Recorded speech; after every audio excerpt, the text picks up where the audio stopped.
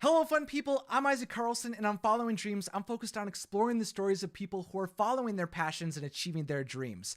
I want to help inspire you to pursue what you love by hearing how others have done it. Today, I'm speaking to a woman who has worked on projects from Teen Titans Go and Smallfoot to Rapunzel's Tangled adventure. She's risen from story trainee to storyboard artist and is currently a director for Pixar's first series coming to Disney Plus, Monsters at Work. If you'd like to check out her art, you can check out her Instagram, linked down below. Welcome, Kaitlyn Ritter. Hi, it's so nice to be here. Thank you so much for taking the time to talk to me. I'm so Yeah, excited. absolutely.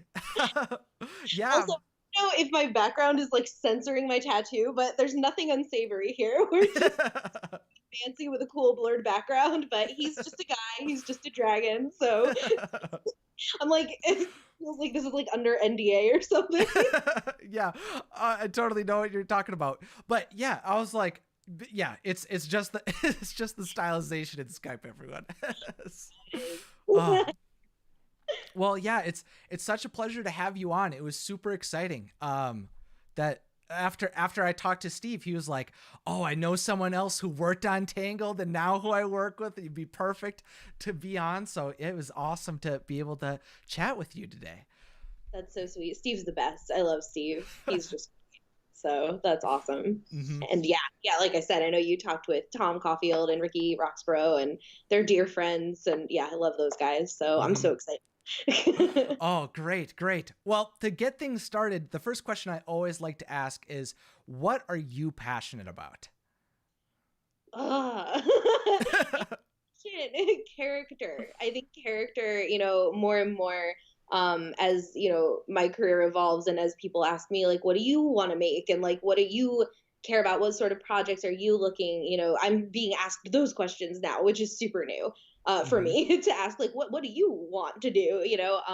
I always come back to character. I just feel like you can do anything with a great cast of characters or strong, character and character interaction, character growth, taking characters, building them up, breaking them down. Like I love it. Hmm. So for me, it's always about character first. And as soon as I'm in, with whoever we're following, like once I'm in with that character, we could do anything. Like, and I'm down for it. I just gotta love that character. So yeah, I've made no secret of who my favorite Tangled character is. Anyone who knows who I am knows. And I've just had a really like fortunate experience in my career so far with like landing on projects with really fun protagonists. Rapunzel, Hmm. obviously the best. Like Hmm. I want to, in that world with her and follow her adventures and certainly adding, Eugene, love Eugene, my favorite, is my second favorite to Varian. um, yeah, and then Varian and Cassandra, just such a great cast of characters. When I was on Smallfoot, very different movie actually, as it turned out from when I was working on it. As is Hmm. the nature of feature storytelling. But Migo was always such a wonderful character. When I was on that movie, it was still when Sergio Pablos was very much attached to the project. It was his pitch, his concept initially, and yeah, I mean that guy masterclass in character, right? With Klaus and everything that he's done. Hmm. So and then yeah, of course, Monsters at Work is what I'm on now. Same deal. I love this cast of characters. Like I am so excited for the world to like meet this new cast of characters. Hmm. So totally 100% character for me. Oh, well, that makes me really excited then. Like knowing that you're taking that like passion from other projects and bringing it to Monsters at Work. Like Monsters Inc. is easily one of my favorite Pixar worlds, and so Yeah, I'm really excited to see it explored. I was so excited to be brought onto the project. Yeah, it's my favorite Pixar movie. So yeah, I feel really proud and really happy with this cast of characters because I feel like they really have earned their space in this universe and Hmm. like they're characters I constantly want to like get back to in the stories and like I just love them. I love seeing them on screen and they fit so well in the world and I'm just so I don't think I've ever been like I've been pretty excited about some projects but I've never been like this like hyped up about something that hasn't come out yet. So um Ooh. cannot wait. That's really exciting to hear. It's kind of like, especially in the world of animation, it's really, there's so much like ability to create any world or tell any story that you want. So it really has to be like the characters that you're talking about. 100%. Mm-hmm. 100%. Yeah. You could do anything. I mean, I really feel like a strong character, you can put them in any situation with believability as long as you are true to who that character has presented themselves to be and what made us love that character in the first place. So, like, Mm-hmm. truth in character for me just buys you the ability to do anything story wise. And I Yep. just think that's fun. That's so fun. Like, now we can do anything. Who our protagonist is and what they will and won't do, and like, yeah, and Mm-hmm. testing them, and I love it. So yeah, definitely. Mm-hmm. Truth to character resonates with me a lot too, because I feel like in recent years we've gotten a lot of stories in mainstream projects that really like push beyond what characters are supposed or what people believed them to be or believed what they were going to do next. And so I also really appreciate hearing that it's like keeping the core of their character alive as they keep making difficult decisions is. Yeah, and like people are a spectrum, are gray, like growing characters beyond what we initially maybe knew them to be. Like there's so Mm-hmm. much good content for that type of storytelling as well. Like certainly, again, a character like Varian for me I love because I remember Shane Prigmore, who first designed that character.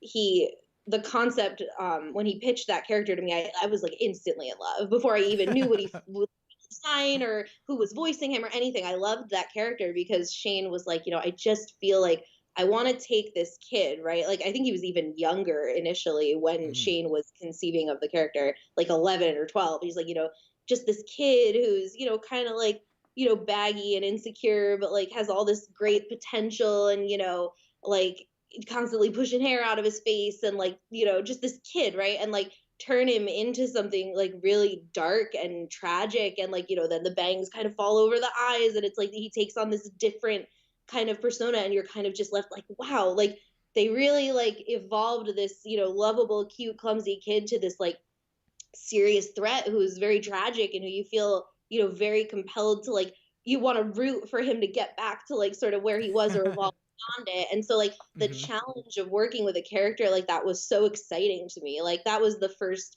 like episode proper, because I did the decom movie with Tangled first, but then the first episode proper that I was launched on was What the Hair, which is his intro episode. So I was like salivating to get just delve into this character and start working with him. Mm-hmm. Because yeah, that evolution was like, I knew it was going to be a challenge to really hit home with something like that, in a believable way. And in a way that where you would still love him, and be able to forgive him the way Rapunzel forgives him. So that was just such a fun thing. I live for it. Like that's my cup of tea. So Yeah, yeah. And I think it was executed in a really great way where, I mean, especially in season 2 when he like was left back in Corona, so many it's you could tell people were like that wanting him. that was so hard for me too, personally. Like I Mhm. was like, I was craving just like one episode in Corona where we something going on with Varian. But it serviced us later, just in that by the time it was revealed, top of season 3, it's like like, oh my gosh, and like he's been, away, and there's sort of all this sort of off-screen believability about like how even he's fallen further, than last time, and still to be able to wrap up, getting his character, not wrap up, but getting him starting back on the path, to redemption within the same episode as introducing him as even more of a threat than we left him, in season 1 as, like, that was cool to me. Mhm. It was just, it's a really nice moment. Anna Lencioni, friend of mine, boarded in the prison cell with Rapunzel and Varian and their conversation. Like that was, I wish it could have been a song. That's like, oh, like Oh. I Oh, yeah.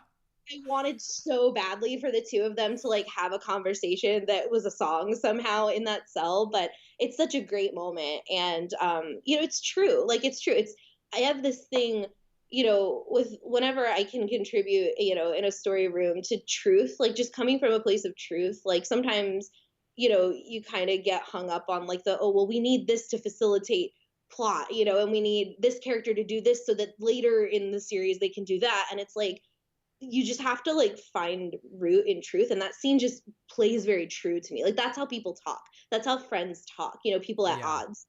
So any time that like that truth kind of came through in the show was like my favorite, you know, those are my favorite moments of the show. Eugene and Rapunzel have so much great stuff too. As Yeah. a couple.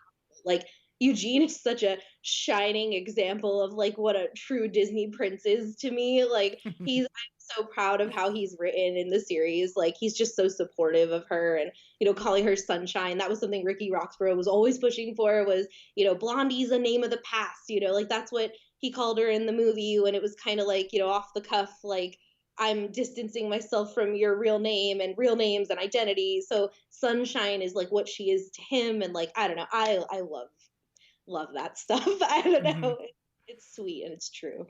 Yeah. Like really, really their relationship, especially through Tangled the series, I feel like is the most fleshed out and realistic portrayal of a relationship that we've seen in like, especially an official Disney princess couple. It's so see, yeah, I agree. I Hmm. mean, and a lot of that is just on the basis of having the time, you know, with television. I mean, that was Hmm. such, you know, a benefit, you know, one of the benefits to it being a series was really getting to see the evolution of that relationship and see the on-screen time of them just being together and navigating things in the relationship. Like that's, yeah, you don't really get that time in a movie. You know, you kind of just use that time in a feature to sell the idea that you want these people to be together, so you don't Hmm. really get to see them go through it, you know, as a couple. Yep. So yeah, I there's like that one moment, I cannot remember, I want to say it was Shane Zalvin's episode for sure, where Rapunzel starts crying in the little library nook, and Oh Eugene kind yeah. of climbs up to join her, and like that moment just makes me cry. Like it's just so soft and sweet with her, and it's just like that's so true to Eugene's character. That's something Zach Levi super cared about. Like anytime Zach Levi felt like we were writing Eugene in a way that was like for script and not for character, he would say so. Like he cares very, very much about Eugene and, you know, the integrity of Eugene's character and how much he loves this woman. So like that was just such a blessing to like witness. I don't know. Someone who loves Disney, you know, grew up on, you know, Disney princess food, like this is sustaining me. So Oh yeah, and that makes me feel really happy too, because I've loved Zachary Levi since like he was on NBC's Chuck. So it's so cool to see him continue on. So going back a little bit, what initially led you to discover that you wanted to pursue creating art and developing stories? What was the moment you finally realized this passion could be your career, or was your career? yeah, it's a very specific memory of me in like I always drew, you know, like it's that typical like ever since I could hold a crayon. Like I mean, like I always loved to draw, but I think the very like I had two moments. One was in my best friend's rec room watching The Nightmare Before Christmas while the rest of my friends, I was with my friend's mom, and the rest of my friends, the rest of the sleepover party was watching like The Parent Trap in another room, and I just was so transfixed by The Nightmare Before Christmas and the movement and the characters and Jack. Like I loved Jack. I thought he was so cool. I love Halloween. So yeah, I just was glued. And so like that was my first like real infatuation, I think. But the moment I really realized, oh, people do this. Like there are people who make these things that I love and I want to know more about it was I had a cousin who was working at Nickelodeon who happened to get his hands on an early edition VHS of the pilot for Invader Zim. And he was like, I feel like you're going to like this show. I was like, weird, hyperactive little goth kid. And I was like, oh, okay. So, like, I plugged it in and, like, I watched it and I rewound it. I rewatched it over and over and over. And I would watch it all the way through the credits because the music was cool. And, like, I just started reading the names and asking myself, like, well, what is the director? Like, what is, you know, like, what do these people do? And I was probably like, I don't know, 11 or 12 at that time. So, like, that was about the time where I started putting it together that there was a crew and, like, there were different positions. And then I wanted to know, well, who voices Zim? Oh, it's the same guy that does, you know, Daggett and Billy from Billy and Mandy. And whoa, like, there's Hmm. people, that's their whole job. And, like, I just kind of the math on it all. And, like, those were, like, the sort of like little goth kid roots.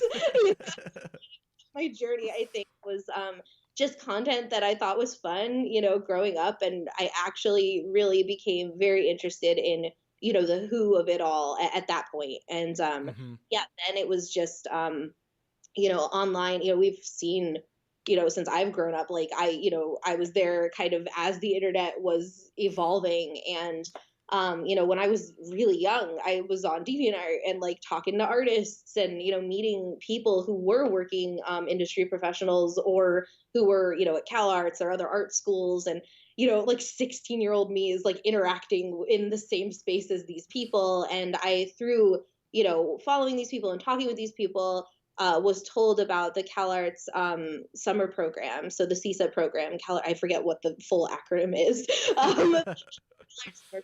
And how I should pursue animation. If I love to draw so much, I was drawing so much fan art. My DeviantArt was almost exclusively Nightmare Before Christmas, Teen Titans fan art. So, I loved writing fan fictions, and that was, my roots are in fandom. Like I grew up a fan of these things. I grew up, Disney was my food, and then like things like Teen Titans stuff on Cartoon Network, cartoons. So my way to contribute, was fan fiction. And then somebody posed the idea of studying and becoming one of those people who makes those things, and I was like I just hadn't thought of it like that. And so I did apply for that program when I was 16, got accepted. I went out to the CalArts campus and I stayed there. I think it was a 2-month program, and did all kinds of different animation.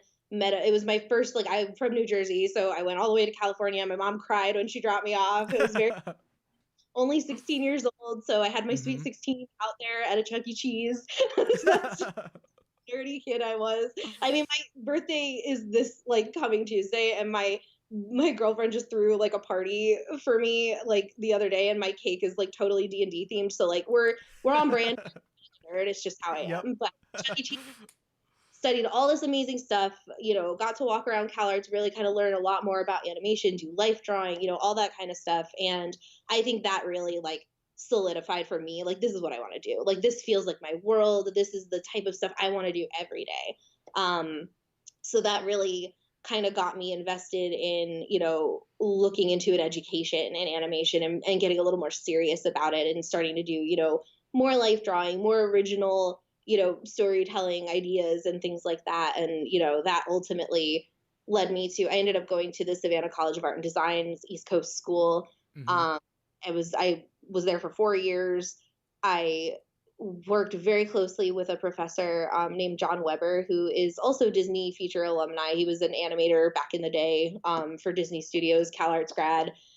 And like he and I just kind of, the big thing we did was workshop my portfolio, because like a lot of the classes, they'll give you the fundamentals, right? Like they'll give you exercises, assignments, and you'll do them. But I didn't necessarily feel like those were portfolio pieces. They were more just like for me to learn, right? And so like then it's supposed to be, you take those lessons and you apply them to your work and to what you want to do.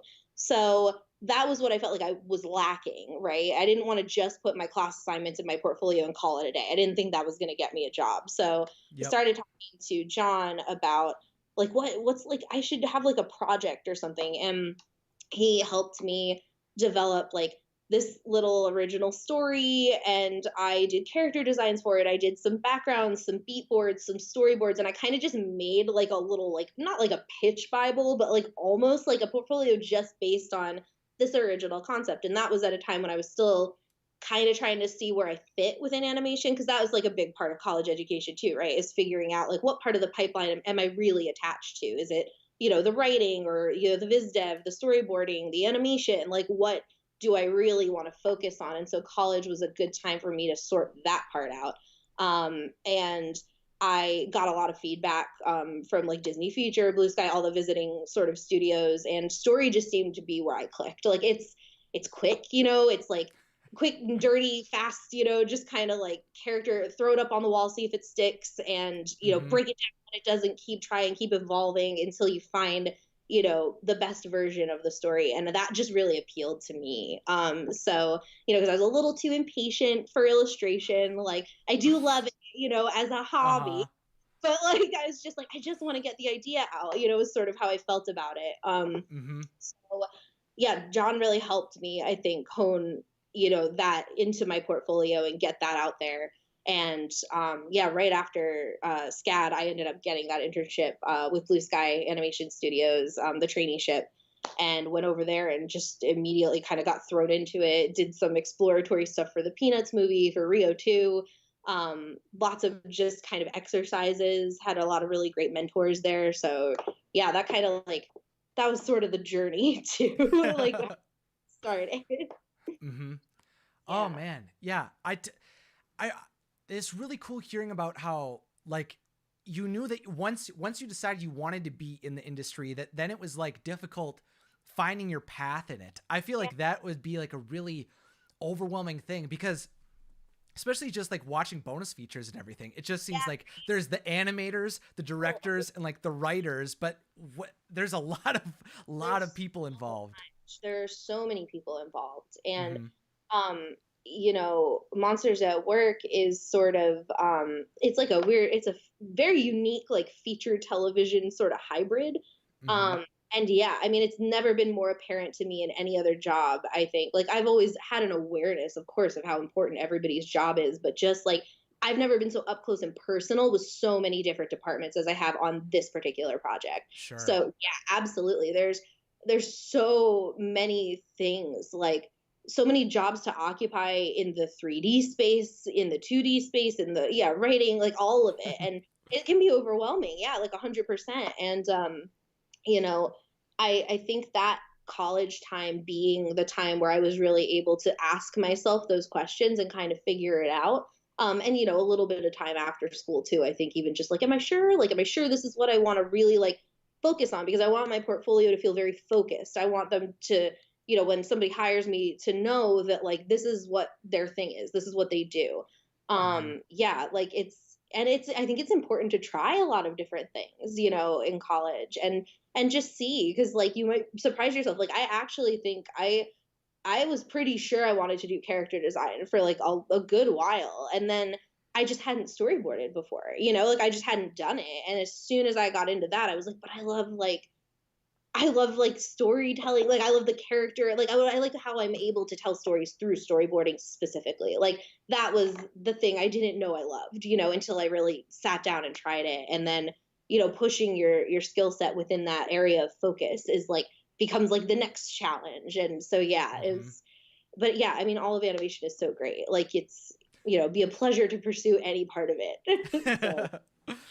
Was it difficult transitioning from the college atmosphere to the into the actual like company of like Blue Sky, like, right? And did you immediately kind of fall into like storyboarding and doing that based off of how your portfolio was shown to them and everything? Yeah, I mean, I felt, and I think I was like pretty behind the other trainees just in terms of like how much boarding I had done prior to the job. CalArts is structured quite differently than Scad. Scad, you have like your magnum opus, but this is how it was when I was there. I think it's pretty different now, actually. But when I was there, it was like you made one serious senior film, right? CalArts curriculum, you make a film every year, so you're kind of going through process. Yeah, it's pros and cons to each, right? For sure. But you're going through that process annually and evolving the process annually.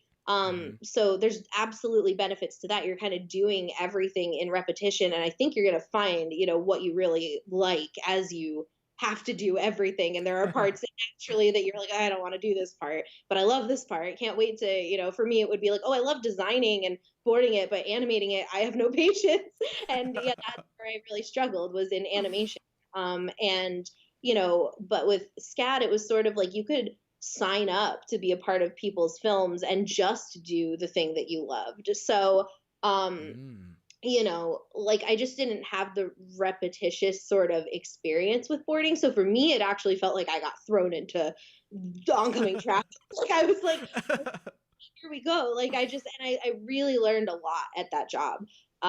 Just basic like stuff, really truly basic fundamentals of storyboarding, and, shot choices and when to cut and what books to read to study it further and how you can take lessons from film. One of my favorite one of the things I still use, like every time I board is, there's always, you have a tendency, I think, sometimes to be very aware of the box in storyboarding, the box being the screen or, the edges and all that. And that was much more of a thing when we had like very boxy TVs, because you had to Yeah. focus on the square, right? Make sure that everything important is happening inside the square, because they're going to cut these edges off and not have that part of the screen. And, naturally, cinematically, you want to actually favor a side of the screen in your cinematic storytelling, just for Hmm. visual interest and clarity of, who's where in the scene. So, um, there's a tendency sometimes to get really tight and claustrophobic. You can kind of lose yourself inside the box, and then you can't breathe. So I had that problem absolutely when I started boarding, and I was constantly getting the feedback to like just widen out 30%. When you're done with the scene, go take your camera and widen out like 30% across the board, and it'll make it feel so much grander, and you'll be able to breathe. And so I was like, okay, but it was still hard for me to like really wrap my brain around what that meant until my mentor Mike Daly showed me. He had a layer in Photoshop that was a movie theater audience, and it was just Hmm. like the silhouetted black, back of the heads of a movie theater audience. And he turned it on, at the bottom of the box, and instantly it became a movie theater. And he was like, do you see how close you are to this character? How claustrophobic the shot feels. Look at, imagine it big, on a huge screen. And I was like, whoa, like it like blew my mind. I was like, that's crazy. Like I didn't think about it like that. And it's still, yeah, like a tool that I use all the time just to remind myself, like, breathe, give the audience room, it's a big screen, right? So Yeah. um so yeah, like just I don't know, so many great lessons from that time. But I definitely think that for me that was very much a time of learning, less a time of doing the job. So I Yeah. was so fortunate to be able to pitch, ideas for movies and, do little scenes here and there. But it was definitely, I think, just like, all right, we've got training wheels on, and you like, all right, go into the trash and you go. Like I had a lot to learn still at that point. And truly, like, I think, there's only so much school and, what you do on your own can really prepare you for. Like, I think at a Hmm. certain point, it's about being given the chance, and you do kind of have to learn on the job some things, because even from, production to production, the way things are run, the expectations, the needs of the boards are very different. Certainly between feature and television, but even from, television show to television show, like what work I do on Monsters is extremely different than what I was doing on Tangled. So there's a degree, there's always going to be the fundamentals and the foundation in those things, like, cinematic language and shot choices and hookups and understanding, the sort of the vernacular of storyboarding. But there's Hmm. so much, minutia that's like different, that varies. So yeah, but that experience for sure felt like, okay, I'm in it now. Here we go. Like I'm Hmm. gonna, yeah, do my best. And I was just so fortunate to have the mentors that I had at that studio. It was a really positive experience. That's great to hear. So once you got into it more, what was the day-to-day like of being a storyboard artist? Like how Yeah. did you know what to make each day?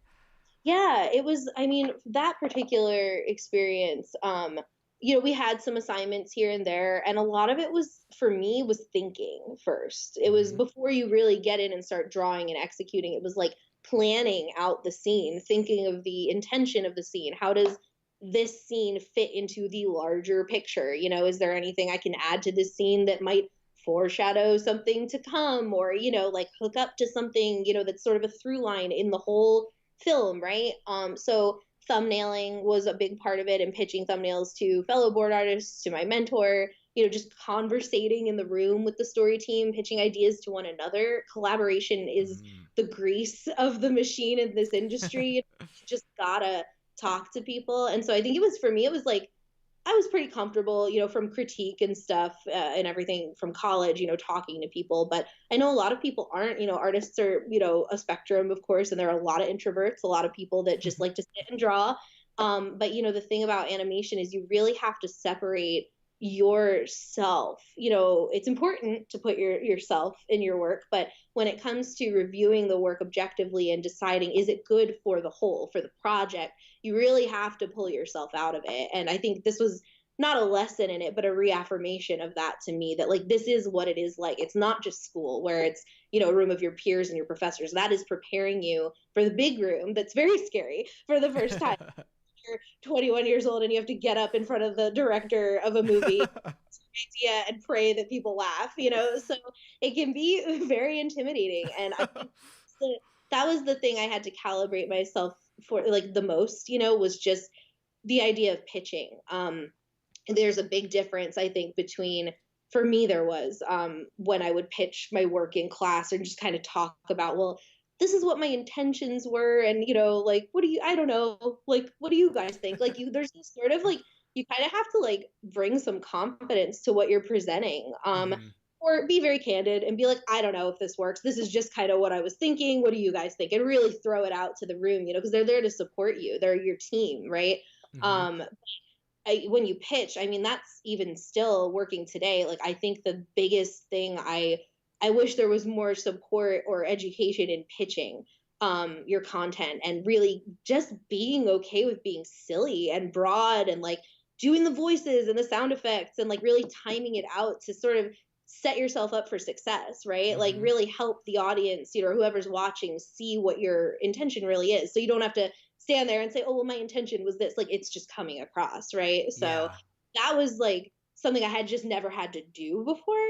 But then it was really just like, cool, I get to just live in this creative space of like trying to figure out like what's the best way to tell this story. And I have a team of really cool people. It wasn't too unlike college that way, where you're talking to your friends about like, oh, I'm thinking of this for my film, and is this funny, or does this shot look weird? Like, it's very collaborative. And I think a good art school will set you up for that collaborative process and kind of start trying to like help you get familiar with what that's like and how you fit into it. So yeah, definitely that. Oh yeah, that sounds so fun. I just picture like all the boardrooms, or like the little theaters where I've seen in like different behind the scenes stuff. It sounds so cool. It's so fun to be able to be a part of. Also, yes, it is so much fun, and I wouldn't trade it for anything. It feels like I cheated life somehow getting into for my job, honestly, because it's what I would do. It's what I do for fun anyway. When I'm not drawing, I'm drawing.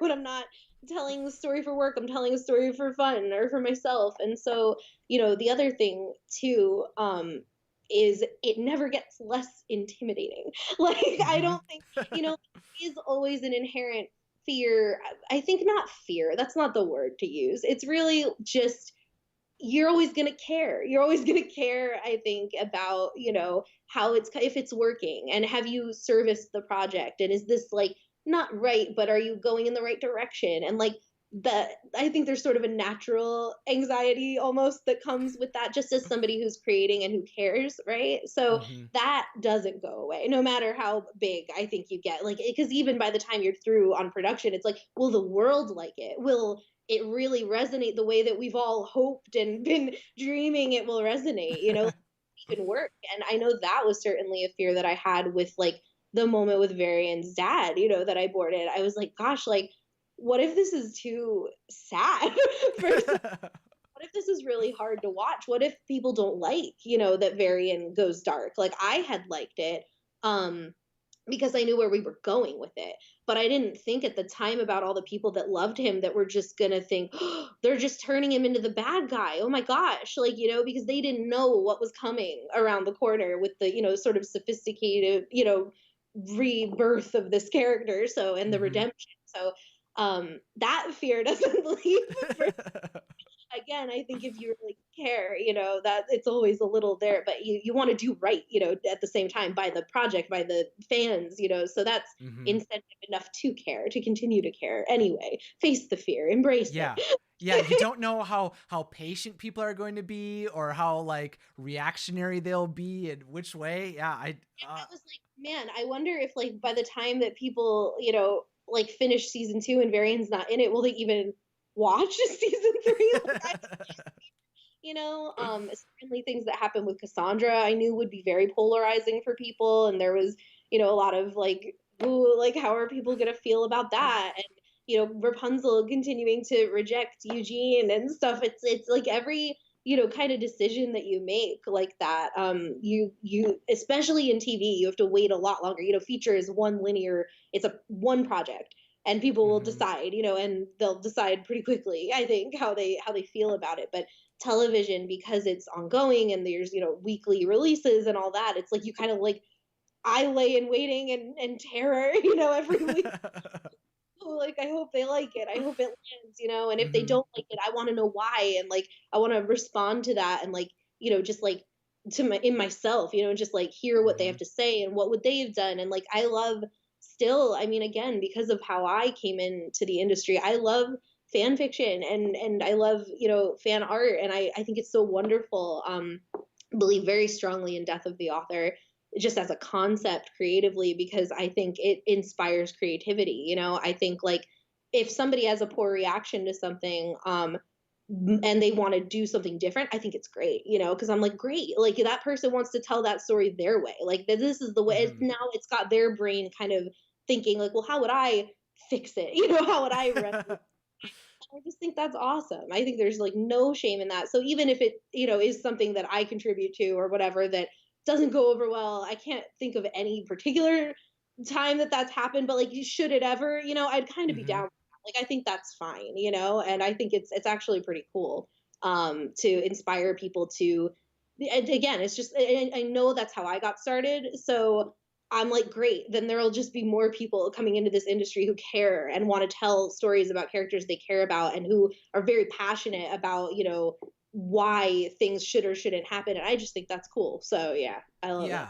Yeah, because I feel like there's a huge crowd of people that love movies. I think the majority of people enjoy movies and television and things like that, but I feel like everyone latches on to different aspects of it and Well, go and explore it.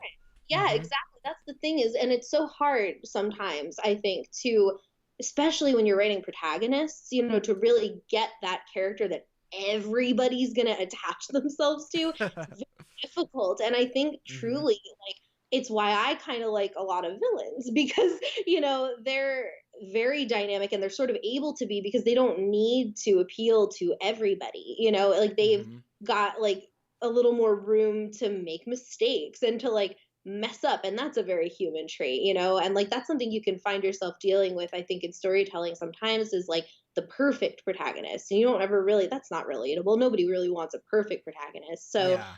go really far the other direction where they're super clumsy, and like then that becomes like a trope, and it's very hard to write like a very relatable protagonist. But Mhm. I don't know, like I just think that, like, again, cast of characters for me is really important, because then it's opening it up to like there's going to be somebody that loves Lance the most, and they're very passionate about that character, and then there's going to be people who love Cassandra and are like, no, she was right, she did nothing wrong, and like it's there's something for everybody, and I think that like that's wonderful. I love casts of characters for that exact reason, because yeah, everybody attaches them to different traits of a character for different reasons, and they're all super valid reasons. And yeah, so anytime somebody is sort of evolving on that with art, I'm like, awesome, that resonated with you enough that then you're going to take it and you're going to put more art out into the world. And I just think that's so cool. So like, yeah, I love that. I'm such a big supporter of that. Mhm. Mhm. I Yeah. yeah, like what I do week to week is like, go through character stories, theorize about stuff. I love being able to have the chance to like put my own spin on how I perceive like characters. And so that's Oh, I'm glad that you feel like support that and acknowledge totally. that, and that's Totally. super cool. Yeah. My opinion might be totally different than somebody else's, and that's awesome. Like I Mhm. think they're all great, like, and I think it's great that we can all love the same characters in different ways, like Mhm. that's really, that's what the goal is, right, with making a great protagonist, is that so many different people relate for their own individual reasons. So yeah, Mhm. that is the struggle, and that is the pursuit in animation, is to make kinds of protagonists to, yeah, resonate with so many different people. Mhm. And I think it's totally fine if it's for vastly different reasons. Nobody's really right? Like that character just kind of exists, and you attach yourself to whatever you attach yourself to. And I think it's awesome. Mm-hmm. Yeah. So, what was your experience like transitioning over to Disney Television Animation to work on Tangled the series? Yeah. So, I had been on Smallfoot for a little over a year, I think, at that point, and Sergio had departed from that project. So it was sort of in like a limbo state. It happens, in feature. There's a lot of stuff that can happen on any project, but I knew Sergio was off to pursue Klaus. I had actually had the great fortune to read. He had like a 214 page document of like what Klaus was. And I don't know how far that followed them into the production of the film, but he was like, basically what we're doing right now is we're just like, I've written it sort of as a book with some illustrations, and we're gonna do that instead of a script. And I was like, oh, I don't know if that ended up happening at all, but like he shared that either way. So I kind of knew the bones of the project as it at least existed in that time. I cried like 3 times reading it. I was like, this is going to be amazing. Sergio is a dear friend too. Like he was just, it was so, Smallfoot was such an interesting experience because when I was there, because it was Sergio, he was working out of Spa Studio. So he was actually in Spain with his guys. And so it was like me, this like 22, 23-year-old girl at Warner Brothers, first big feature gig really. And then I would Skype pitch to him and all his veteran Disney animators at Spa. And I'm just like, hi. Just me. Like it was literally just me at that studio on the Warner Brothers LA end, and all of them creative on the board team at Spa in Spain. So like it was wild. And then eventually I recommended somebody I had been with at Blue Sky Studios named Justin Gordon Montgomery. Amazing board artist, storyteller, screenwriter. He does so much. And he came and joined me eventually. So there were 2 at that point. But I think I was craving a little bit the interactivity that I had at other jobs. Like I missed a team around me. And then when Sergio left, I kind of felt like, I don't really know like what the movie is anymore. And like I feel lonely. Like there's nobody here anymore. So it was just sort of timing. I was reached out to about Tangled, and Shane invited me and pitched the show, and I was like shocked that Shane Prigmore even knew who I was. I love Shane. Shane, another dear friend, amazing, like huge influence to me in college. Like I was studying his work, as I was making my portfolio. So the fact that guy knew who I was like, what? Like, but then he sat and he, pitched through the show with me, and I was like, yes, definitely, I want to do this show. Again, it was just, I was sold on character. I was sold on story. There was this piece of Claire Keane art that the guys shared with me.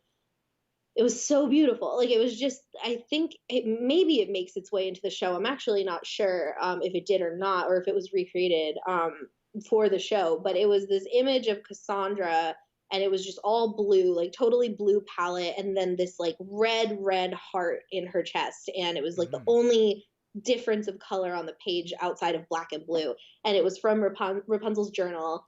And she was just, advocating for Cassandra, saying, I know that there's still good inside my friend. Like, I know I can reach this in her.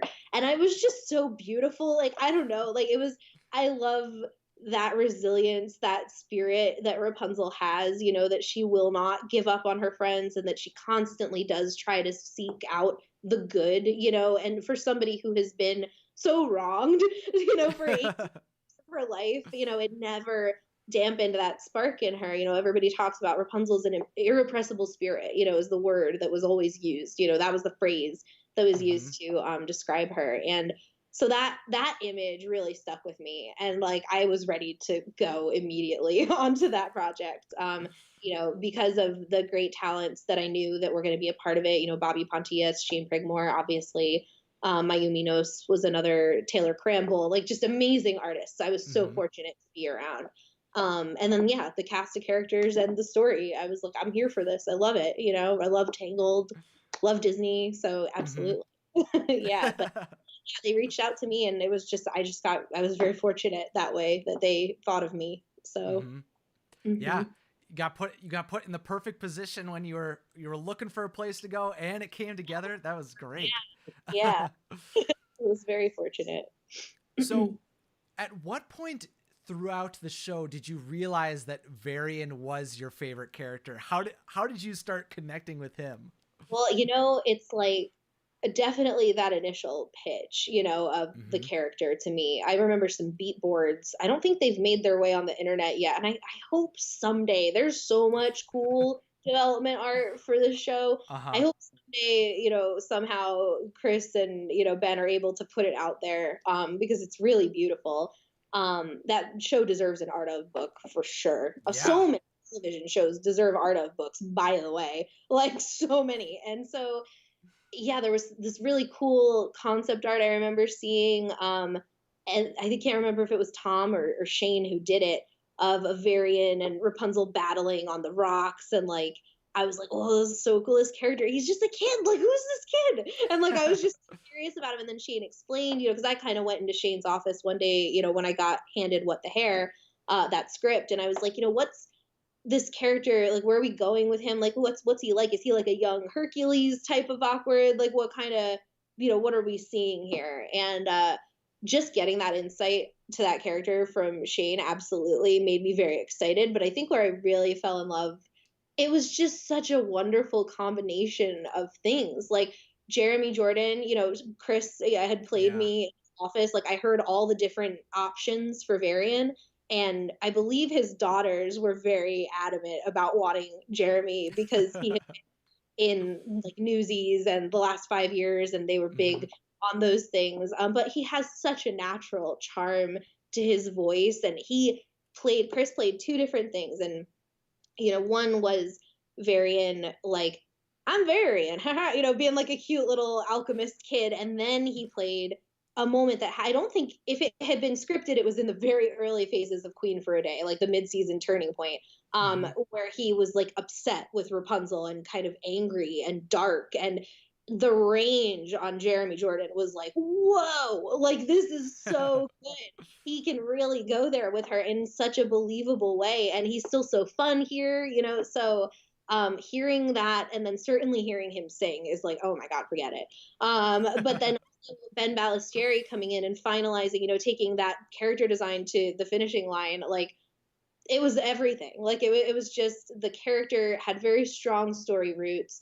The voice actor and the talent that Jeremy Jordan was able to bring to that character, musically, with Alan Menken and, Glenn Slater contributing, like, and then just that awesome character design. Like, I'm like, man, recipe for success. Like, it was just stuff of angels. So I thought, I was just like, wow, this character is just phenomenal. Cassandra is another, fantastic example of just excellent character design. And, Eden Espinosa's voice, like, was just one wonderful thing about the show was the casting. I mean, all Yeah. those guys, such tremendous talents. And I often lament and think about, and I'm humbled by the fact that I was able to board, like, what, like 4 or 5 Alan Menken songs before 30. Like, I'm never going to get to do that again. Like, that's never going to happen again, for me to be able to board like that many, even one more Alan Menken song. Like, that's incredible. And like, I will Hmm. always cherish that about the job. And that will be my fondest memory, is just the music and how inspired I was by it, and how much I feel it was able to elevate my boards and my storytelling. And just listening to even Alan's scratch, of the music, and how exciting it was. And, anytime anybody had a song, you wanted to see it. You were just like, oh, like, Hmm. show me what they're working on. Like, I gotta know. I got, and yeah, it was just awesome. So, but I think just whenever the first moment came that we saw all those pieces together with Varian, I was like, wow, like, this is such an awesome character. Like, he's just such a Hmm. cool kid. Yeah. So love Yeah. it. Yeah, Tangled is truly like a testament to what can be achieved introducing new characters and expanding a work, especially through a series like they Yeah. did. Like, it bringing on Alan Menken and bringing on Broadway performers for pretty much all of the side characters that were recurring was an incredible and a really smart decision. I can't believe it's not done more. Like, it was just such a great use of resources to do that. Incredible casting, just incredible, because every single artist was able to elevate and find those characters, and I'll think about those characters till the day I die. Like they're so memorable to me, and I'm so, they're so dear to my heart, you know. So yeah, absolutely. So were there any specific moments? Yeah, I guess you kind of said, though, the Alan Menken moments. Was there like a specific Alan Menken song that you got to do that like stood out to you? Like, what was your favorite moment that you got to help create? Oh yes, of course. Yeah, no, Let Me Make You Proud was the song that I boarded, and that, like, one of the songs that I boarded, but it was not my first, but it was the first Varian song, and I knew it was going to be in the big episode, you know, where his turning point was, and there was sort of a lot of goodwill I had to buy with the song, you know, remind everybody why we love Varian, why he's so good, you know, why he's a good boy and a wonderful character right before we hurt him and everyone else who cares about him very badly. So yeah, there was, I mean, that song is so forward moving, you know, motivated by what he has to do to try to save his dad. And, you know, he's such a forward moving character. I relate so much to him because he has this sort of ambition that's a little beyond his capabilities, right? In the season one, you know, version of Varian. And I related to that extremely as a very young board artist who is being given Alan Menken songs for and say, you know, don't mess it up. Like, you know, I felt very out of my depth at times, but very eager to prove that, like, I cared and that I was capable. And yeah, I mean, that's that character, right? So, you know, treating it as a travel song to me felt right. Because, you know, it's a moment to sit with the character and really get in his headspace, and also to put him through a couple trials and show him overcoming and build him up right before the collapse, right? So it's horrible. We're bad people. But we have fun.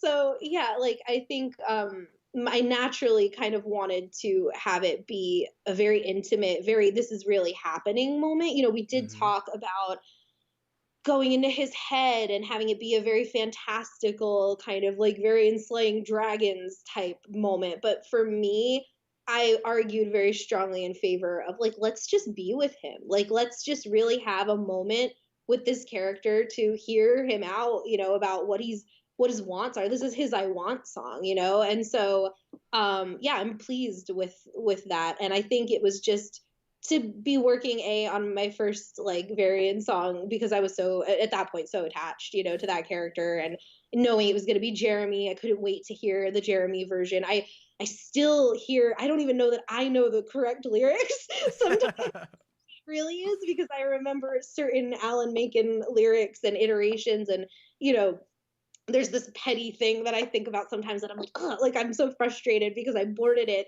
specifically to the temp music, right? And there used to be more piano in the temp music, and there was this kind of like key that got hit, you know, like in a dun dun dun, and there was a tempo to it. And the part where he's walking and the backgrounds are fading behind him to show the travel time was supposed to be like a hard cut on each of the beats, and then taken out. So then they transitioned with like a fade to the next one, and I was like, no, like, that wasn't what I you know. But like, so I was very attached. It was very very that song.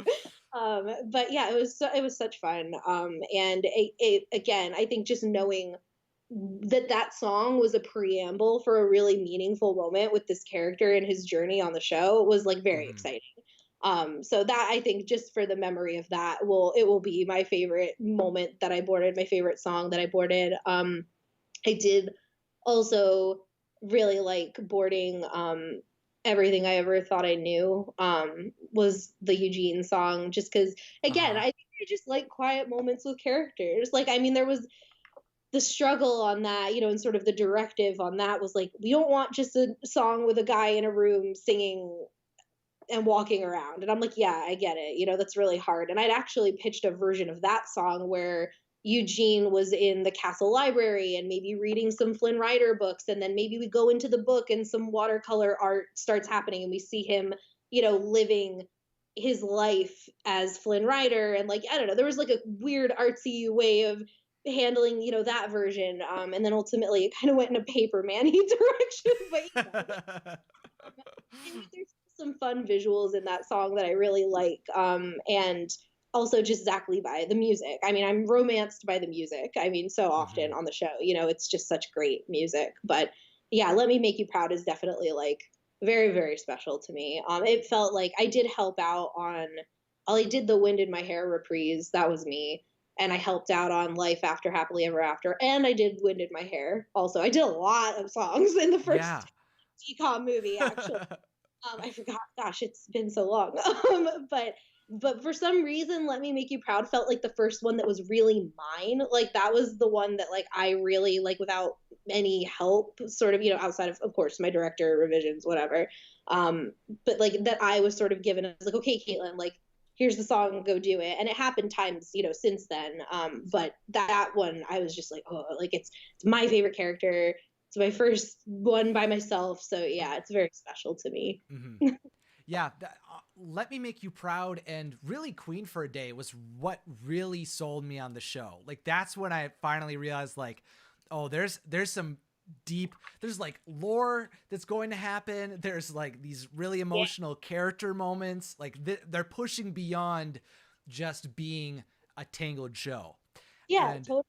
and the music really got solidified for me as well. Like the music is what I turn to the most now that there's some distance on the show. It's the music that keeps coming back for me. Yeah, that's what you want to keep replaying and keep listening to. I still sing those songs, like I've been off the show for 2 years and I'm still like pulling up karaoke instrumentals on YouTube. Like I gotta bust out, I gotta belt the Sandra song today for this. So yeah, I mean, like totally, I agree. I think the soundtrack, like the actual music tracks too that are out. There's a couple now, I think. Beautifully scored show. Beautiful looking show, absolutely. But the music, I 100% agree.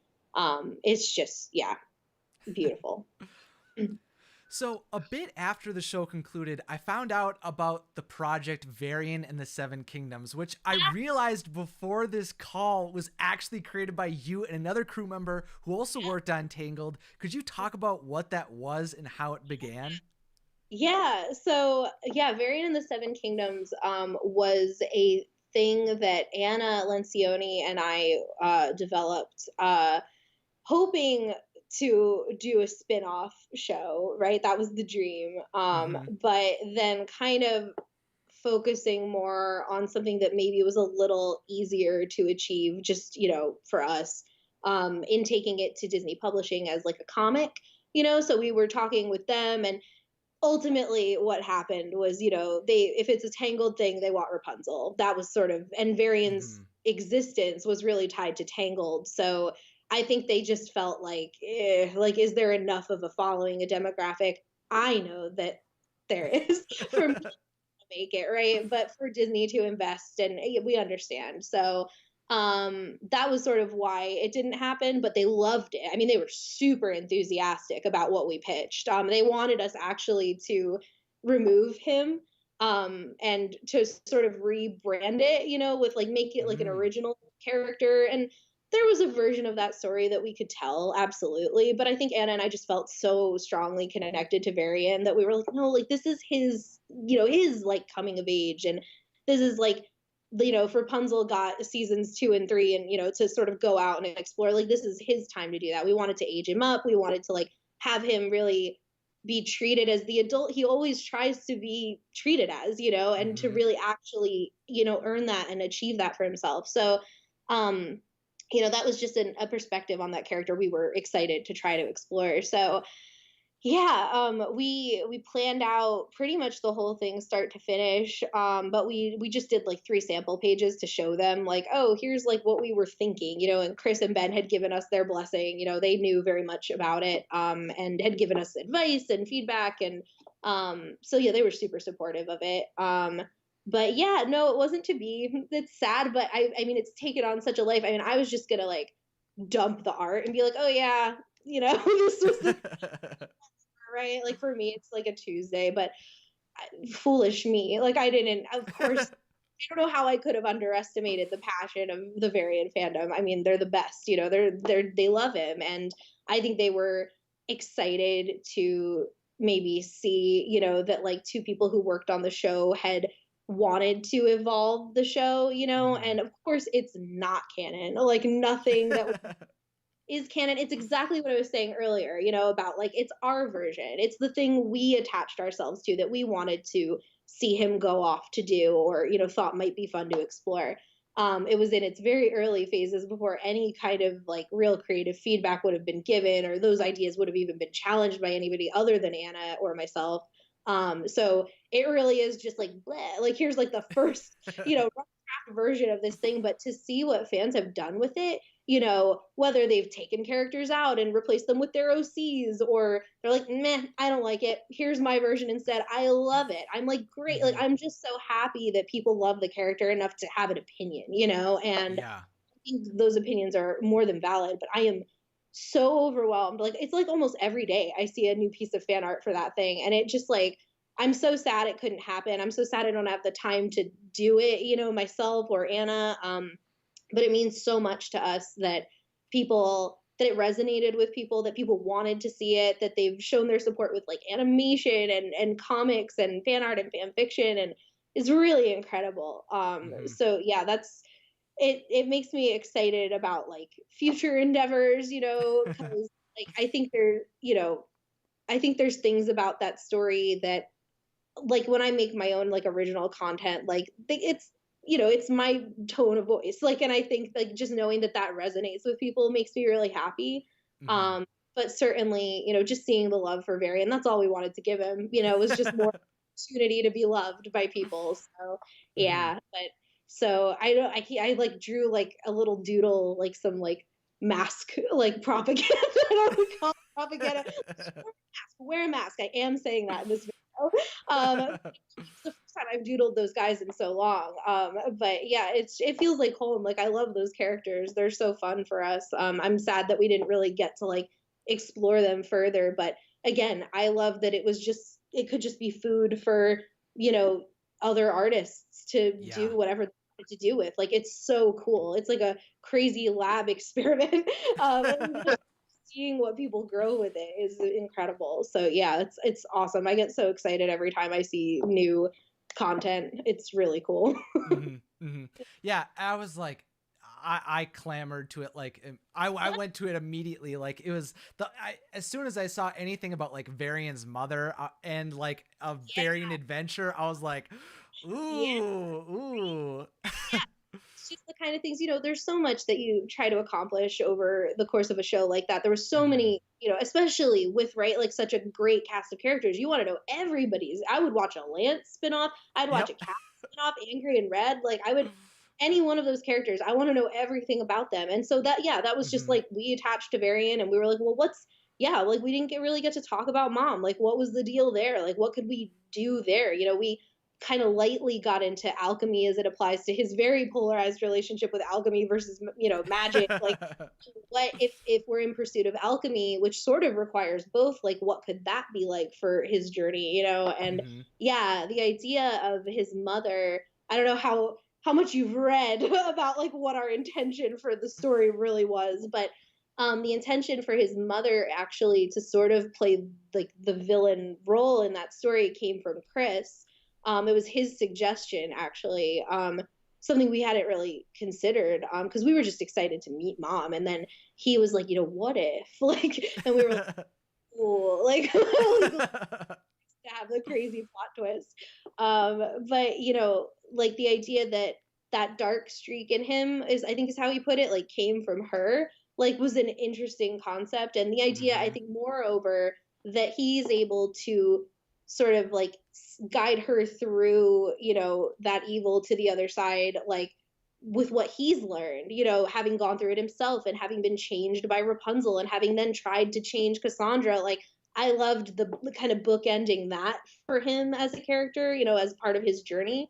And yeah, certainly kids gone through it, right? Like, so yeah, there's a lot for him to overcome emotionally in a story like that. So yeah, I mean, we were totally like, wow, what could we want to know more about, like mom and like the alchemy stuff and yeah, all that. So that was just our playground for exploring that kind of stuff. Mm-hmm. Yeah, effectively fan fiction, just from two artists who were very passionately involved in the project, Mm-hmm. very intimately. So oh yeah, it opened up a whole new can of worms, and it was super fun to be able to like revive some excitement over the show. So it was much appreciated. It was at a time when that was kind of why I posted it when I did. I was like, okay, like, shows aired, like it's over, and then it was like, like my notifications were going. I had to like close like all my DMs because like I just and it's so hard to speak to it as a project, to be honest, because it didn't even find its legs really. Like this is like the remnants of the first conversation we theoretically had about what it could be. So there's not a lot that's concrete about it. None of it's canon. Like, it was just like literally like it's almost like you're opening up my personal sketchbook and I'm like, yeah, like that's why I'm so comfortable to just let people do with it what they will, because I think as long as it can serve to inspire and it's just, more fun food for the people who love the character, like then, mission accomplished in my book, so yeah. So after Rapunzel's Tangled adventure had completed, what was the process like to transition to working on Monsters at Work? First as a supervisor and then to director. So this is like my favorite story to tell.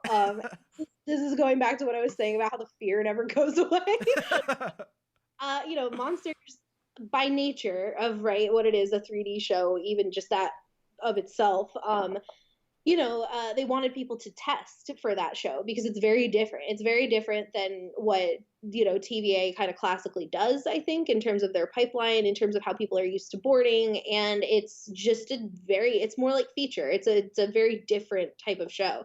So I think they just wanted to test people to see, like, can they kind of tap into what Monsters is, what this type of production needs to be. So, I hadn't taken a test in a while, so I was nervous already, about that, especially because I love monsters so much. And I was like, I really want to work on this show. Like, I'm very curious about it, and I want to do a good job. And I went in and I met, with the leads at that point in time, and we talked about the prompt, what it was, and it was pretty simple prompt. And pretty straightforward prompt. And they were like, you don't got to worry about like adding any dialogue or like it's kind of pantomime-y, so just like physical comedy. You don't have to add characters, just focus on these two. I was like, okay. So I thought about it for like longer than I worked on it. I thought about it for like a week and I worked on it for like 2 days. But I was so stumped for a minute because I don't know, like, it was like I went into this like blind, like fugue state, and I just boarded what felt right to me. But when I did that, I added dialogue, I added characters, I changed the location, I wrote a song. Like, I did so much than what they had advised me to do, and so I did it. I was happy with it. I finished it. I looked at it, and then I was like, they're gonna hate this. Like, scared. I was like, oh my gosh, like they're gonna think I'm so disrespectful. Like, I didn't follow the prompt. I didn't follow the directive. Like, what was I thinking? And I cried about it. I was so I didn't want to like submit it. I was like, they're gonna be so mad. Like, I wonder if I could ask for an extension and then just redo it with like following the rules, right? But in fact, that was what got me the promotion, was the fact that I just elevated and changed things, and that I wasn't afraid to kind of like take it beyond what the initial prompt was. So that actually turned out to be a really good thing. And it was just sort of a preamble to a very supportive story room, really. So I think they loved what I did. They thought it was completely correct for what the show, is. And yeah, I think that they really loved that I explored it in story and that I, tried to push it beyond just what the little paragraph was on the page. So I like had gotten called in and I knew it was to review the test. And so I was like, oh my God, oh my God. I was like so scared. I'm like, I can't wait to get yelled at and told that like I'm fired or whatever catastrophizing I was doing. And yeah, they were like, so actually, they want to make you a story supervisor on the show. It would be a promotion. And I was like, what? And they told me that it was a blind test. So there were many people who applied, and like my name was not shared until after the pitch of my work. Mm. So that made me feel even better because there's no, like, it's completely anonymous. Like, it was just them focusing on the work. And so I felt like, that came at a time when I really needed it. Like I really needed to feel like my voice was, because the Varian thing fell through and I was super bummed and like I was just like, like my ideas are bad and like I was sad. And so like it really Mhm. boosted me again and made me feel like I could trust my storytelling voice. And um yeah, then I was a story supervisor on the show for like a little under a year, I think. And then I got promoted to episodic director. And that was sort of just a change that happened due to a lot of production changes. Like, I think the show, we were just realizing fully, because it's the first like real kind of thing like it for Disney Plus, and it's very Mhm. different workflow for television animation than sort of even the standard 3D shows that they produce. So there's a lot of recalibration that happened over the course of the show, in Mhm. story and otherwise. So that was just one of the things that happened. It was sort of like, okay, we're gonna pay you for what you're really doing, and we're gonna change the title to fit really what's happening here. So it was really just like beneficial to me that yeah, it was I was being recognized for the work that I was doing. So it wasn't like a Mhm. tremendous change. I got a little more, I think, say in things, a little more involvement in sort of the editorial and art phases of things. But of course, yeah, Steve is my supervising director, so I'm like his number two. Mhm. And I couldn't work with a better guy. I mean, like we are so symbiotic in our storytelling sensibilities and the things that we like and our humor. Like he just totally gets me, and I feel like I really get him. And he's the nicest. He's very encouraging. Mhm. Even just things like for me, directing, like I felt a lot like I needed to kind of be back at the office with the board artists and kind of like make myself a resource to anybody who might need me. So for things like records, I would let Steve go and like handle those things. But he was always trying to be like, hey, like come to the records, like come sit and like, watch. I was like, it felt like a luxury to me for my position. But he was always encouraging me. He's like, I know you're going to be a supervising director one day. I want you to have this experience. Like, he was just best. And so I finally did it. I finally got to sit in on some records virtually, now that we're in the work from home.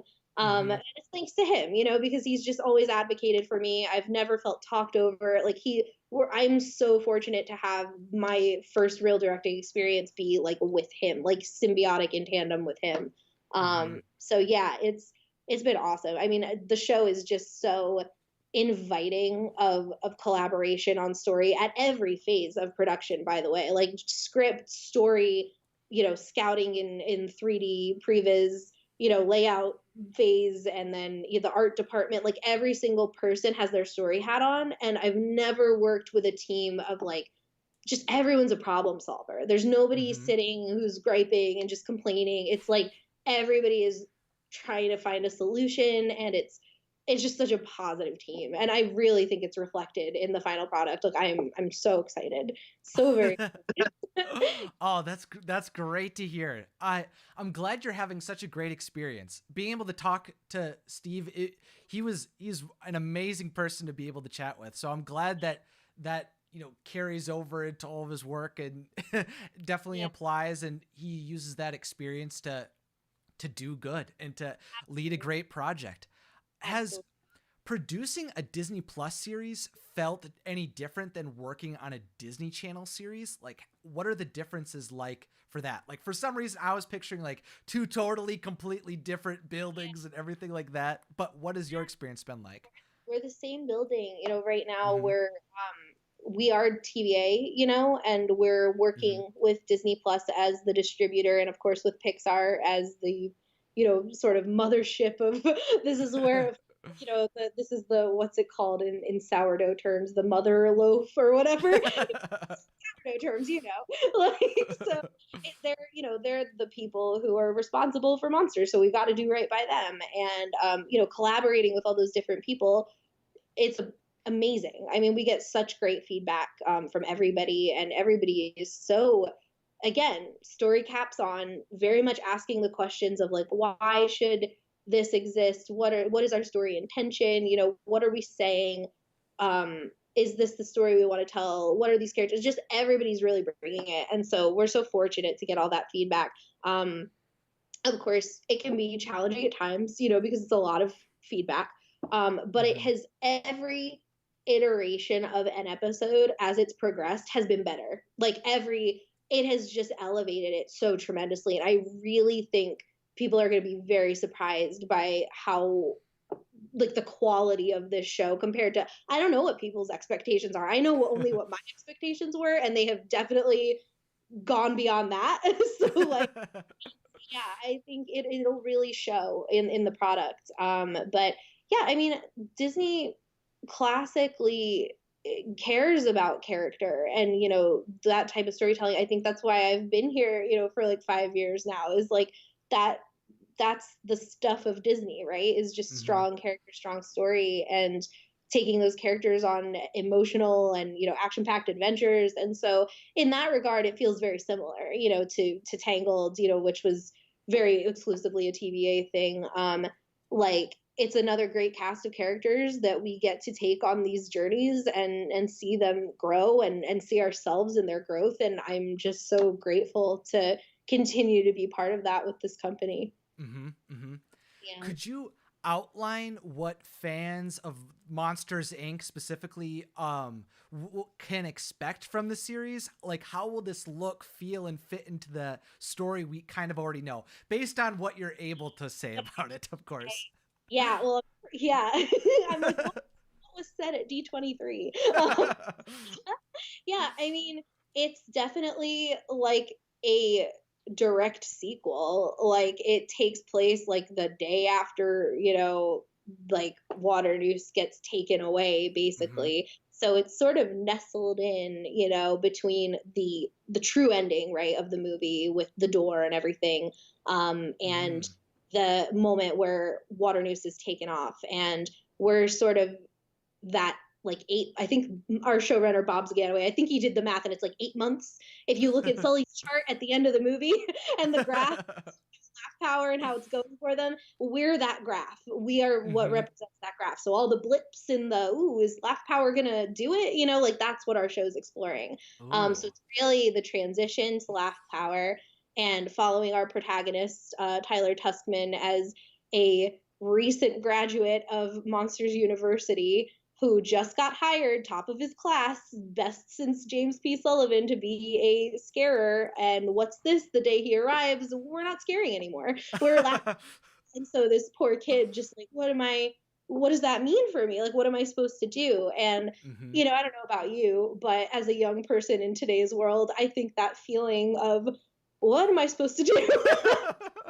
Lost, like, place in the world as it's changing constantly is so relatable. And I was so excited to work with that perspective from a character very close to like my age, and kind of like fresh out of college. I mean, I'm not fresh out of college anymore, but like just kind of like that college perspective. We haven't really seen a ton of that in like television, right? Like so I was excited to deal with that sort of like, and Rapunzel's story is similar, right? Where she's for the first time really kind of able to go out and be an adult and, have adult adventures and like find herself as like a young woman. And I think that, it's similar that way. I think I'm just attracted to those kinds of stories right now because I relate to them.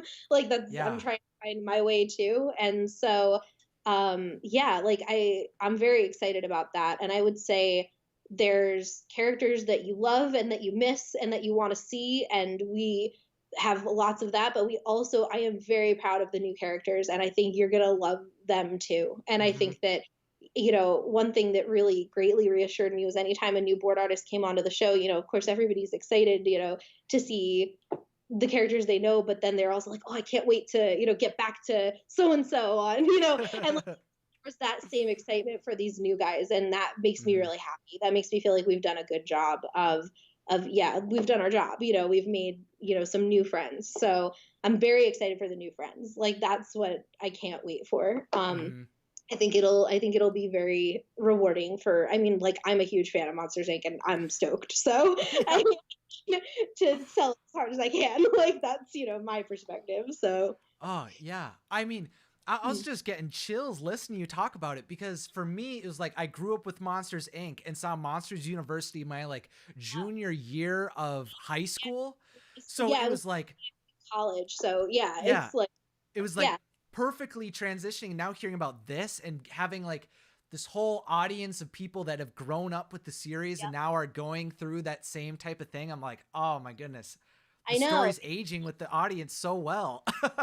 Really great. Like I think, yeah, I totally agree. And I think that, putting our main character Tyler at a place that's, a little younger than like people like me who were at the college phase when the college movie got, it's like it'll give them somewhere to grow with it too, right? Hmm. Like so yeah, I think it is such a wonderful decision to go that way with the story. And again, I think that feeling is like just the world right now, like the uncertainty of life, I think that resonates with everybody, whether you're a Hmm. college grad or not. I think that feeling of like, oh, I thought I knew, I thought I knew everything, I thought I had a place, I thought I knew what Hmm. that place was, I thought I had this assurance of self. And anytime you take that away, I think we've all experienced a feeling like that, that pitfall of like, I thought I knew and now I don't know and now I'm panicked and what's my new plan. Like it's just inherently relatable to Oh me. yeah.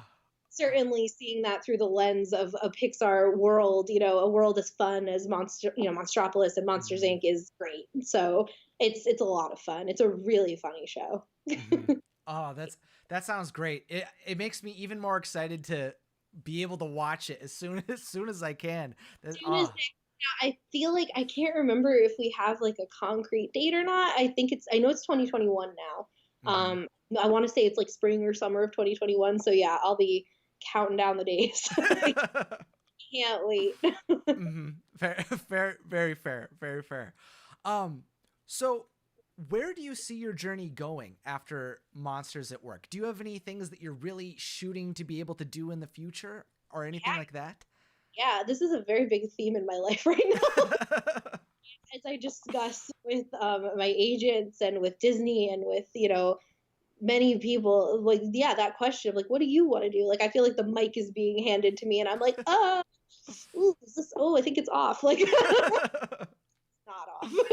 So I'm thinking a lot about that, and I think just to speak a little bit to what I just said, sort of that truth of perspective from like the 20-30 year old vantage point, right? Like I don't feel like there's a lot of really great content out there, but I still feel myself like I don't see exactly like my voice represented, Hmm. right? Like fully. Like I just want to put stuff out there I think that like would resonate with me growing up. Like I've seen like Hmm. a really big shift with like female protagonists and stuff with like we want like girl power and like they all have to be really strong and really brave and like I wasn't that kid, growing up. Like I was very timid and shy and kind of like meek and like I don't know, like I kind of want to like I think that's why I like Varian again, like and that cast of characters they were sort of, in Seven Kingdoms they were meant to be underdogs who like rise Hmm. up, and I'm very much about characters rising up and like putting something that inspires people to continue to press on and like Hmm. evolve themselves. And so I want to put stories like that out into the world that come from like they feel like they come from like how people really talk now, and just sort of Yeah. like like there's everything, not everything, I'm speaking very generally, but like just want like a tone that feels like real to me. So like I guess I'm just Hmm. trying to put something out that like speaks to me and resonates with me. And I think also I'm curious about like how we can sort of expand on what adult animation is. Hmm. Like, animated storytelling for adults, not in the sense that we all kind of know where it's very crass or, the humor is like very racy, but just like horror, for example, right? I love Hmm. horror. I'm like a huge horror movie fan. And I would love to see an animated horror movie or series that really truly gets to live in the horror space and kind of be more mature that way. But I don't know what that looks like because we haven't seen it yet. And so I'm curious about, that. And we're starting to, right? We're starting to, there's certain projects and things, on Netflix or, around. But just in the sense of like carrying over that really great sense of character and storytelling and all those sort of fundamental things that you see executed so well in children's entertainment, right? Or family entertainment, but then applying that to types of stories that we really only see in live action for adults. Like, how can we marry them? I'm curious about it. I'm exploring Mm-hmm. it now. I'm really asking myself a lot of these kinds of questions.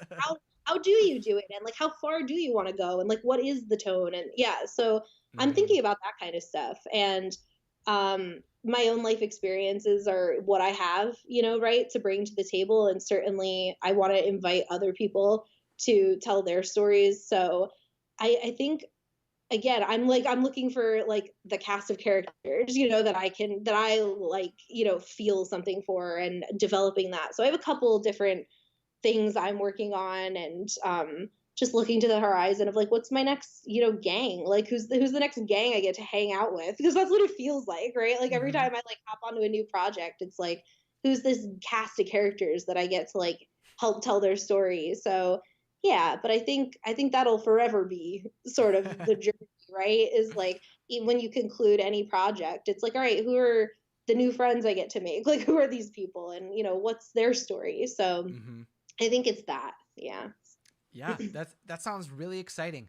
I really like the idea of that you brought up about like especially like a female character not necessarily being like born with all of this like Yeah. ability to like be brave and fight against everything and like establish their own course like through every action they take, but it's like discovering that especially like in themselves and going through that road Right. of discovery. And yeah, I really like the idea of telling adult stories in animation Yeah. without all of the like and really like making it still. I don't know if this is necessarily where you want to go with it, but like I think they can still be accessible. Like Ratatouille and Up don't like they can appeal to so many people Yes. even though it can still be consumed with the whole family, but it That's becomes more impactful as you I get older. I Mm-hmm. agree. And I think that's sort of what we haven't really seen, right? Is like Mm-hmm. just something that is animated that maybe has like horror genre elements or something, more mature, but like Mm-hmm. still, isn't so far out that like it's inaccessible, like you said, to Yep. other people. So yeah, I don't know. I mean, it's a lot to think about. And it can be intimidating when there's so few examples. There's not Yeah, when you're pushing the medium forward. to fall on that way. And so I'm just here theorizing. And I know when it happens, I'm going to want to be involved, in whatever, Mm-hmm. whoever is the first person to. It's a thing that many people have talked about. I think the animation industry really wants to see it. But Mm-hmm. there is sort of like that trepidation a little bit, I think, about it. So, but yeah, I mean, definitely. Like we lived in a world of animated storytelling, I think, for a very long time where women were in one corner, where it was like love interest, damsel, that sort of corner, right? And then they kind of got put into this other corner of like, I see like two tropes, and it's like strong, doesn't give a damn about, anything type of girl, Mm-hmm. or like clumsy optimist. And that's, there's three now. We have three types of girls. And Yep. I still don't feel like any of these girls. I think there's such a bigger spectrum than this. And I think like Mm-hmm.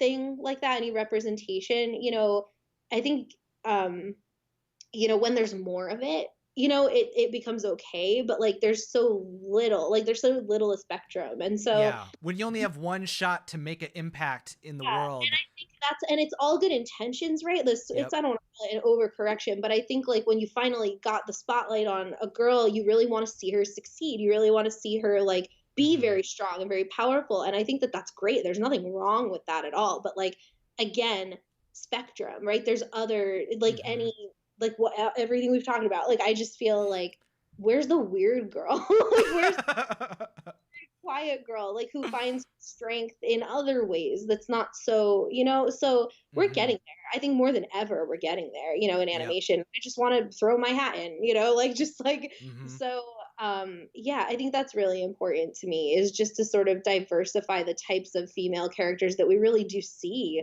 in casts of characters, and more of them, just more. So that's really important to me. And if it can be a little spooky, then I love it, Uh-huh. factors. So yeah. Ah, well, finally, Kaitlyn, I want you to tell the listeners what you feel is the number one piece of advice that would help them follow their dreams. I think that you have to be very true to yourself. I know that sounds like, ooh, there's a star, but like what I mean by that is like make the kind of content that you really want to make, Like I think there's this sort of, advice that gets given for boarding or for portfolios in general, that's like only draw what you would be willing to draw. Like if you don't love to do prop design for cars, don't do a bunch of really awesome prop designs for cars, or you're going to get hired to do it and then you're going to be miserable. Do what you got to do. But just to say, like, if you put out in your portfolio what the kind of content, that you want to make, then like, I think you have a better chance of those projects kind of finding you, and of finding projects that are fulfilling to you. And Mm-hmm. I would say that once you're in the story room, if you're able to get into the story room, speak your truth, speak your perspective, that's why you're there. It's valued. I think I was afraid that that wasn't the case at points in my career, but then I had it reaffirmed. And I think that, whether it's affirmed or not, that's something I can't deny in myself, is I have to speak up. I have to offer that perspective. Mm-hmm. Doesn't mean it's right.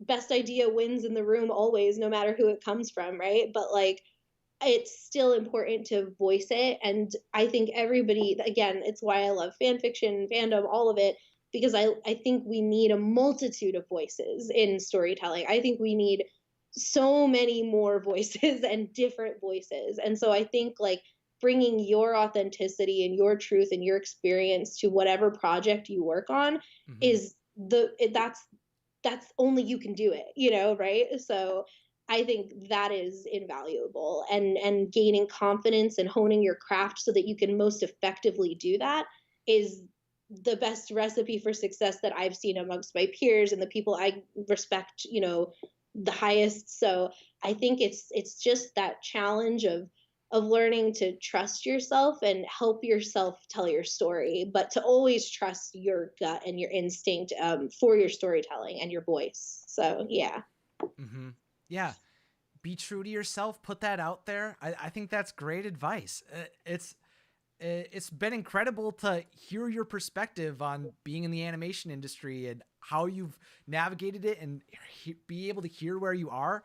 Thank you so much for coming on the podcast, Kaitlyn. It's been a pleasure. Thank you so much for having me. It's been so fun. I really appreciate it. Oh, that's great to hear. um, To all of you who are listening, if you haven't already, make sure to subscribe to the podcast. And as I continue to share the stories of people who are following their passions and achieving their dreams, it'd mean a lot if you shared this podcast with a friend. To all of you fun people who are out in the world, thank you so much for listening, and have a magical day.